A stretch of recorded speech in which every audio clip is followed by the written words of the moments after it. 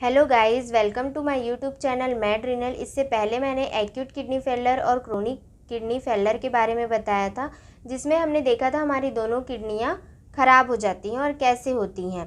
ठीक है, आज हम देखेंगे नेफ्रोटिक सिंड्रोम के बारे में कि नेफ्रोटिक सिंड्रोम होता क्या है, इसके क्या कारण हो सकते हैं, सिम्टम्स क्या क्या नज़र आएंगे, कॉम्प्लिकेशंस क्या क्या हो सकते हैं, कौन से जाँच करवाने चाहिए इसको पता करने के लिए, और इसमें हम क्या इलाज ले सकते हैं।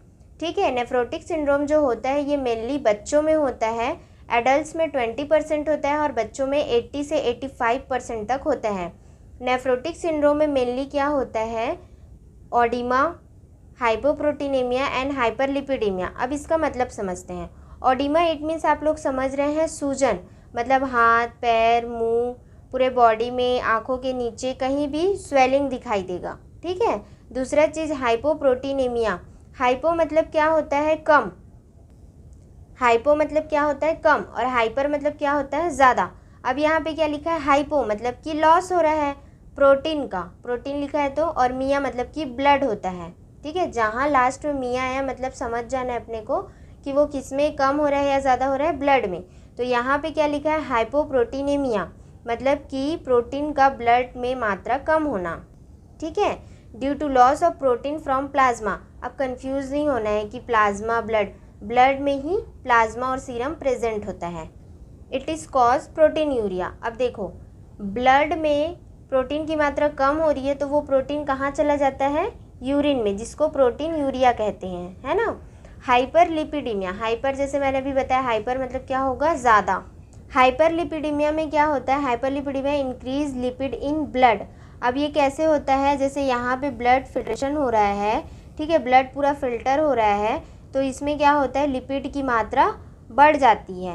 ठीक है, और इंक्रीज कोएगुबिलिटी मतलब कि क्या होता है, क्लॉटिंग फॉर्मेशन होने लगता है। तो ये किधर होगा, अब क्लॉटिंग का फॉर्मेशन होगा, इट मीन्स क्या है, कहीं ना कहीं से सेल क्या है, डैमेज हो रहे हैं, इसलिए क्लॉटिंग का फॉर्मेशन हो रहा है ना। तो इंक्रीज कोएगुबिलिटी और हाइपर लिपिडीमिया ये भी कॉजेज होते हैं किसके, नेफ्रोटिक सिंड्रोम के। नेफ्रोटिक सिंड्रोम में मेनली क्या होता है, जो पोर्स रहते हैं, जो फिल्ट्रेशन पोर रहते हैं, जैसे ये फिल्ट्रेशन पोर्स हैं जहाँ से फिल्ट्रेट होता है सारी चीज़ें, ये पोर्स क्या होते हैं, अपने साइज से क्या हो जाते हैं, बढ़ जाते हैं, जिसको ही हम लोग ग्लोमेरुलर परमेबिलिटी भी बोलते हैं। मतलब ग्लोमेरुलस की परमेबिलिटी क्या है, बढ़ जाती है। अब देखो, जैसे चाय का छन्नी है, चाय का छन्नी छोटा छोटा रहता है तो उसमें से छन जाता है, लेकिन छन्नी अगर बड़ा हो गया तो जैसे चाय पत्ती है तो वो भी छन जाएगी। सेम उसी तरीके से हम ले सकते हैं कि इसका पोर साइज़ जब बढ़ जाता है तो क्या होता है, जो प्रोटीन जिसका मॉलिक्यूल्स बड़ा रहता है और लिपिड का, वो भी क्या होता है, हमारे ब्लड से छन के किस में आने लगते हैं, ट्यूब्यूल्स में। तो ट्यूब्यूल्स की सारी चीज़ें किस में फॉर्म होती है, यूरिन में चले जाती है। तो ये किस में दिखाई देते हैं हमको, यूरिन में दिखाई देते हैं प्रोटीन। ठीक है, देन हम देखेंगे अब इसके कॉजेस, मतलब किस किस कारण से नेफ्रोटिक सिंड्रोम हो सकता है। तो इसका मेनली दो कारण होता है, प्राइमरी कॉज और सेकेंडरी कॉज। अब प्राइमरी कॉज क्या होता है, मतलब प्राइमरी मतलब क्या है, इसी की वजह से ही अधिकतर होता है। देखो, primary cause minimal changes disease. ये जो मिनिमल चेंजेस डिसीज़ है, जो जितने सारे ये लिखा है, minimal changes disease, membranous glomerulonephritis, focal segmental glomerulosclerosis, membrano proliferative glomerulonephritis, ये जितने भी लिखे हैं ये सब इतना नाम सुन के इतना घबराने का ज़रूरत नहीं है। ये जितने भी नाम लिखे हैं उसका मैं मतलब बताती हूँ। मिनिमल चेंजेस डिसीज़ मतलब क्या होगा, जो हमारे ये ग्लोमेरुलस है ना, ये ग्लोमेरुलस में क्या होता है, जो इपिथेलियल सेल्स रहते हैं उसका डिस्ट्रक्शन होता है। मतलब जैसे ये सेल जो है ये इस तरीके से अगर दोनों साइड पे जमे हुए हैं तो इसका क्या हो जाता है, डिस्ट्रक्शन हो जाता है।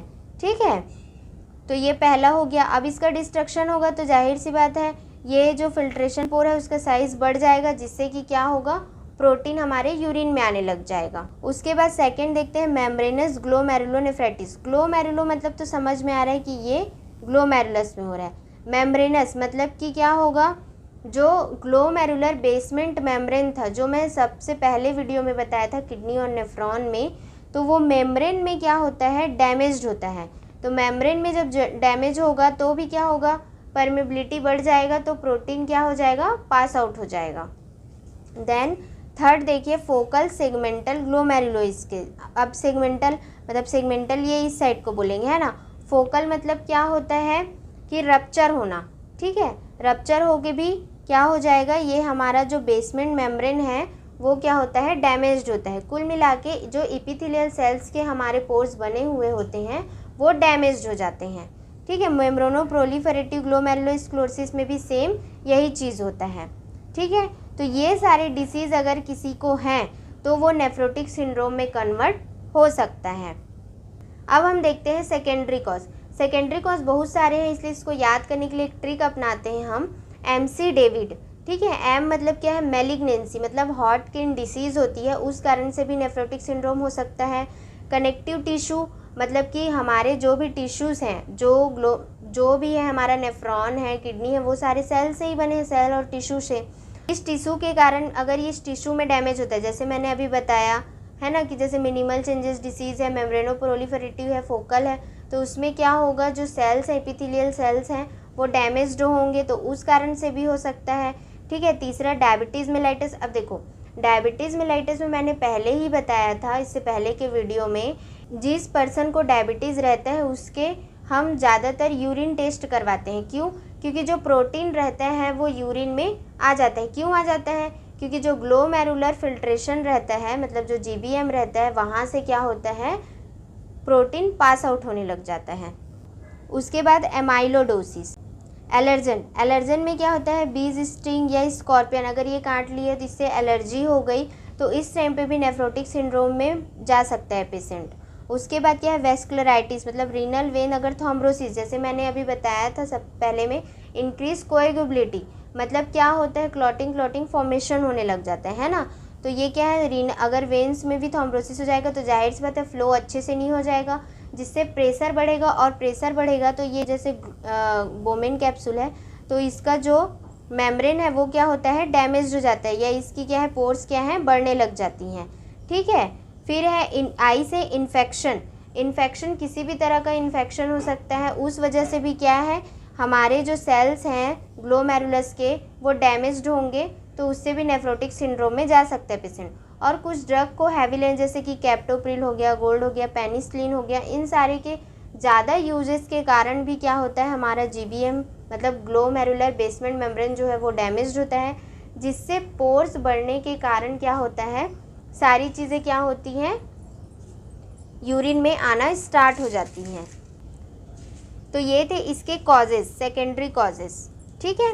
अब हम देखते हैं सिम्टम्स, मतलब क्या क्या सिम्टम्स हमें नज़र आएंगे कि हम डॉक्टर के पास इसको चेक कराने के लिए जाएंगे कि है कि नहीं है।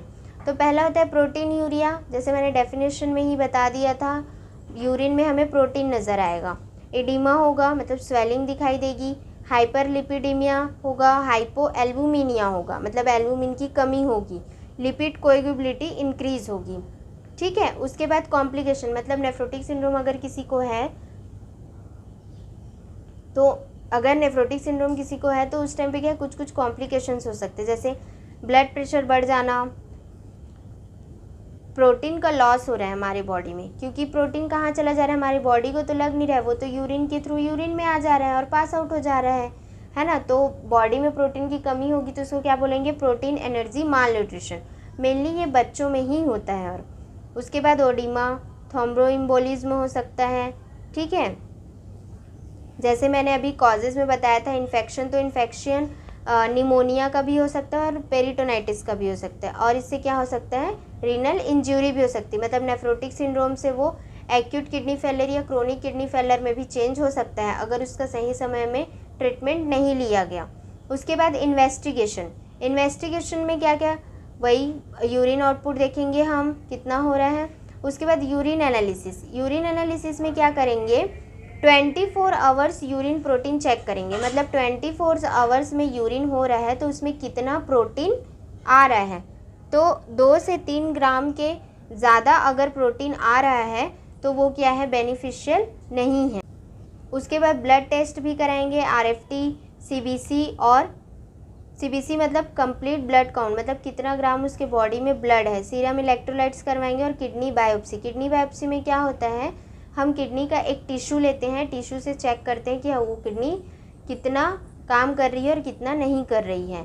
ठीक है, तो ये इन्वेस्टिगेशन के लिए डॉक्टर्स प्रेफर करते हैं। देन इन्वेस्टिगेशन के रिपोर्ट आने के बाद हम ट्रीटमेंट क्या दे सकते हैं, मेनली इसमें स्टेरॉइड थेरेपी दी जाती है। बट जैसे कि आप सभी को अभी तक पता चल गया है कि इसमें क्या हो रहा है, प्रोटीन का लॉस हो रहा है, तो हाई प्रोटीन डाइट देंगे उनको, है ना। और इन्फेक्शंस जो भी रहेगा उन इन्फेक्शन का अंडरलाइंग मतलब तुरंत उसका क्या करेंगे, सबसे पहले कौन सा इन्फेक्शन है ये देखने के बाद उस इन्फेक्शन का इलाज करेंगे। उसके बाद स्टेरॉइड डिपेंडेंट ड्रग दे सकते हैं, जैसे प्रेडनिसोलिन, साइक्लोफॉस्फेमाइड, साइक्लोस्पोरिन। ये सारे जितने भी मैं ट्रीटमेंट बताती हूँ ये ओनली डॉक्टर्स ही प्रीफर करेंगे। अगर आप लोग को ऐसी कोई प्रॉब्लम है तो अपने नज़दीकी कोई भी डॉक्टर हैं उनको आप दिखाइए, वो इन्वेस्टिगेशन कराने के बाद आपको ये ट्रीटमेंट प्रेफर करेंगे। अपने से कोई भी ट्रीटमेंट आप लोगों को नहीं लेना है।